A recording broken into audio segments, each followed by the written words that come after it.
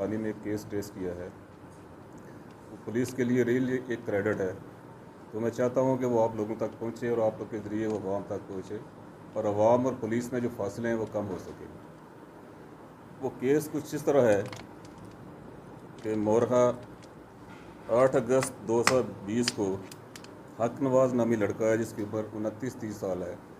वो घर से निकलता है, उसका गांव है जग्गू, थाना बुलाने में।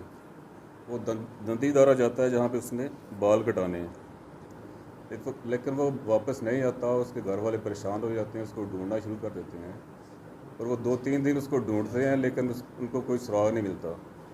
11 तारीख को थाना बुलानी पहुँचते हैं और वहाँ पे जाकर कंप्लेंट दर्ज करवाते हैं, जिस पर FIR दर्ज हो जाती है 365 दफ़ा के तहत, अगवा के तहत।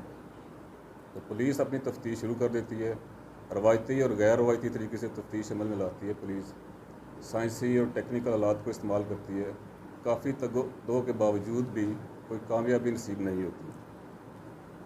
इस दौरान जो मदई फरीक है वो 2 मुलजमान पे शक भी करता है। पुलिस भी उनको शामिल तफ्तीश करती है, लेकिन कोई कामयाबी हासिल नहीं होती। वही 2 मुलजमान जो हैं वो मदई के पास जाते हैं और मदई को कुरान पे हल्फ नया देते हैं कि हमारा इस वकूए से कोई ताल्लुक़ नहीं है, और मुद्दई भी मुतमिन हो जाते हैं, वो लोग भी फारग हो जाते हैं। फिर अचानक एक ऐसा क्लू पुलिस के हाथ लग जाता है जिससे वही 2 लोग जो हैं दोबारा इसमें मुंसलिक हो जाते हैं, अटैच हो जाते हैं इस वकूए के साथ। तो पुलिस दोबारा उसको तलाश करती है, लेकिन वो अपने घरों में नहीं मिलते। इस दौरान हमें इन्फॉर्मर से ये इतला मिलती है कि वो पब्बी में जाकर छुपे हुए हैं, जिससे पुलिस को जो है वो और शक उसका मजबूत हो जाता है। पुलिस प्लान करके उस पर रेड करती है।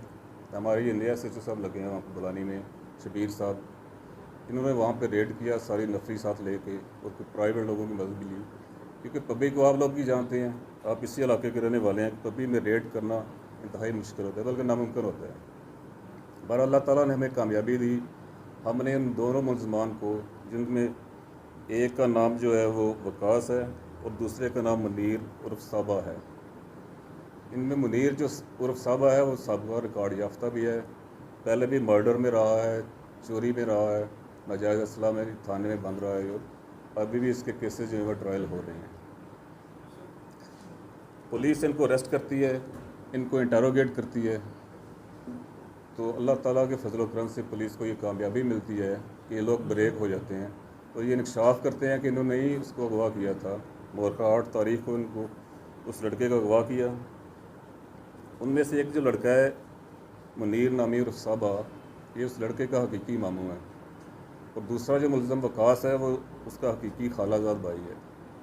वकास उसको फ़ोन करके बुलाता है कि मेरे पास आओ, जग्गू में हम बैठते हैं। वो वहाँ पे आता है, उसको साथ लेके अपने मामू के पास किनारा गांव में चला जाता है, जहाँ से पहले इन्होंने प्लान किया होता है। उसको लेके पब्बी में जाते हैं और वहाँ पे जाके उसको फायर मार के कत्ल करते हैं, और फिर एक गड्ढे में डालकर उस पर से मिट्टी डाल देते हैं और कुछ दरख्त वगैरह काट कर उस पर डाल देते हैं। तो ये जब इन्होंने इंकशाफ किया तो फिर हमने इनको अरेस्ट किया, इनका रिमांड हासिल किया। फिर इनकी पॉइंटेशन पे जाके हमने इनकी निशानदेही पे वो नाश जो है बरामद की। वो नाश चूँकि 1 महीना पुरानी थी, काफ़ी गल सड़ गई थी। बहरहाल उसके वर्षा ने उसको शनाख्त कर लिया और हमने ये अभी हमारे पास रिमांड पे हैं। इनसे वो वेपन ऑफ ऑफेंस जो है वो भी बरामद हो चुका है, पिस्टल भी बरामद हो चुका है। इनके बकौल ये मुख्तलिफ वजूहत बताते हैं इन्होंने क्यों कत्ल किया। एक का सक्का बांचा है और दूसरे का सक्का खालाजाद भाई है। इनके बकौल एक तो ये है कि यही मुलज़म जो है साबा, मुनीर साबा, इसने आज से 10-15 साल पहले एक बंदे को मर्डर किया, कि जेल चला गया। इसके बकौल इसने अपनी फैमिली, अपनी बीवी और बच्चों को अपनी बहन यानी मकतूल के घर छोड़ दिया, और इसके अलावा उसने 3-3.5 लाख रुपया भी उनको दिया कि आपने मेरे ये ख़र्चा करना है और मेरे केस की पैरवी करनी है। ये कहता है जी 3.5 लाख में से सिर्फ 20,000 रुपया उन्होंने मुझ पर ख़र्च किया और बाकी जो खा गए। इसके अलावा मकतूल जो है अलेजिडली, जो उसने इल्ज़ाम लगाया कि मकतूल ने इसकी बीवी के साथ ज़बरदस्ती की, जो उनके घर रह रही थी, उसके साथ ज़िना किया। ये मुझे दुख थे, ये 2 दुख थे जिसकी वजह से इन्होंने प्लान करके फिर लड़के को कत्ल किया।